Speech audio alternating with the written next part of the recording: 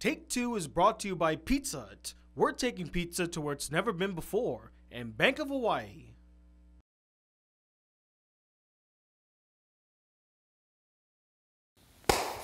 All right, Raph, let's get this started.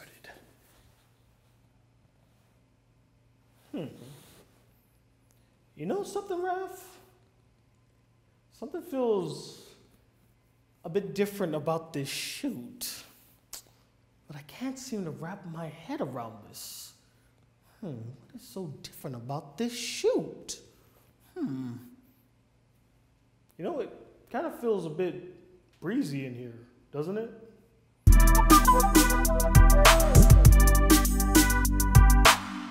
Greetings, ladies and gentlemen, and welcome to Take Two, a movie review series critiquing the latest films in the cinemas. I'm Tony Whatley II, and get ready to take a trip back to the 90s as I review the newest Marvel Studios film, Captain Marvel.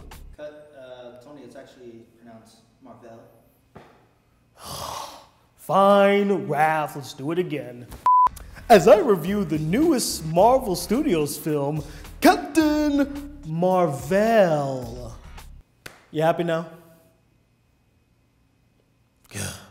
Throwing it back to the 90s, Captain Marvel follows Carol Danvers, a former Air Force pilot turned Guardian of the Galaxy, no relation, who returns to Earth and teams up with the baddest man on the planet, Nick Fury, to fight off an alien threat, all the while questioning her past and identity. Like most Marvel Studios films, I was looking forward to Captain Marvel. It stars Brie Larson, whom I liked as an actress since the first time I saw her back in Scott Pilgrim vs. the World, which coincidentally enough also starred future Captain America, Chris Evans.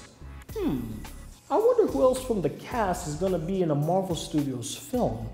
Michael Cera, maybe? And just like in Captain America the Winter Soldier, we got my boy Samuel L. Jackson playing a major supporting role in the film, which is never a bad thing. Although I will mention that I wasn't a huge fan of the marketing campaign for Captain Marvel. Their approach felt very Ghostbusters 2016-like, and I did not like that marketing strategy whatsoever. And some of Brie Larson's comments before the film came out rubbed me the wrong way and felt kind of inappropriate. And if you're trying to convince people to go see this film, you shouldn't make comments like that.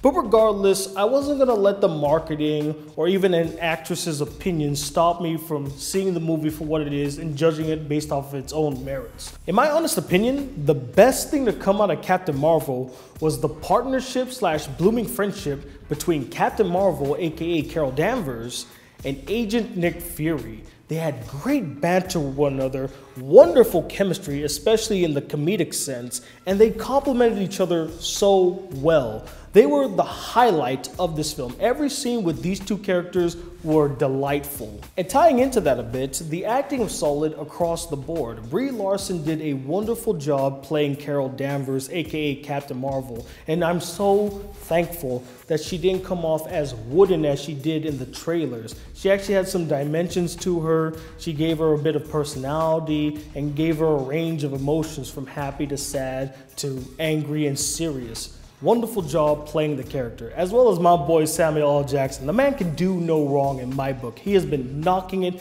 out of the park since the start of this year, and he continues that trend with Nick Fury. He just embodies that character to its core. And I know that this next point is basically a no-duh sort of compliment, as we've come to expect this from any Marvel Studios production at this point. But the visuals look pretty good, especially when Captain Marvel is using her powers. It was stunning. Unfortunately, that's all the good things I have to say about the film. The biggest issue I found with Captain Marvel lies in its story, as I found it to be basic and drawn out. It just doesn't tell a story that's all that remarkable, which is a shame, as they were hyping this character up to be a big deal, but her first outing is very passé and pretty That's quite a disappointment. Not to mention how the story lacked originality, even going so far as to borrow other story elements and premises from other Marvel Studios films, particularly Captain America the First Avenger and Guardians of the Galaxy. Not to mention the plethora of plot holes that exist in the story itself. There's one near the end that really had all of us scratching our heads like, that doesn't make any sense. How did that happen?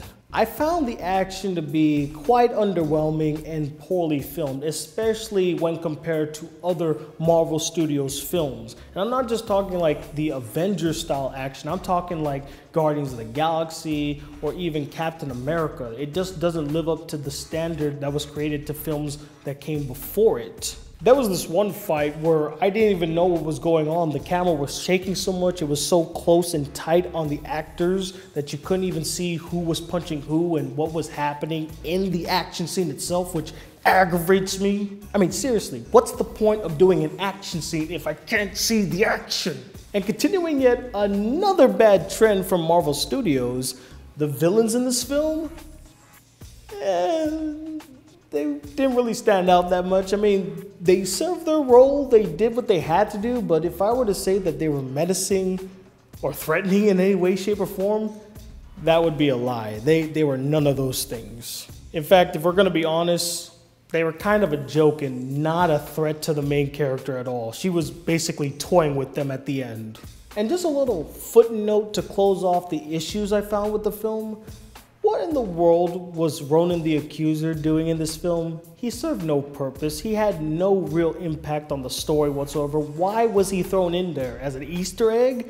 As a reference to Guardians of the Galaxy? To put it simply, I wasn't extremely hyped for this film, so I won't say that I was disappointed by the outcome. What I will say is that this is yet another lackluster, mediocre endeavor by Marvel Studios, a film that doesn't truly stand out outside of a good friendship between the two leads, solid acting, and some great visuals. But other than that, there's nothing that truly stands out about Captain Marvel. And unfortunately, I'm gonna have to give the film 2.5 screaming Samuel L. Jacksons out of 5. Hey, you monkeys! And that, ladies and gentlemen, was my take on Captain Marvel. Be sure to share your takes in the comment section below. And now it's time to share our favorite comment from our How to Train Your Dragon The Hidden World review. This one coming from subscriber The Filming Daniel, who writes, "What's a hungry dragon's favorite day of the week?" Tuesday. I read that like a week and a half ago, yet it still makes me giggle. I love puns. I had to feature that one. Thank you, The Filming Daniel. You made me laugh. And if you'd like your comment to be featured in next week's video, be sure to comment below your thoughts of not only this review, but also the film Captain Marvel. And that'll do it for me here on Take 2.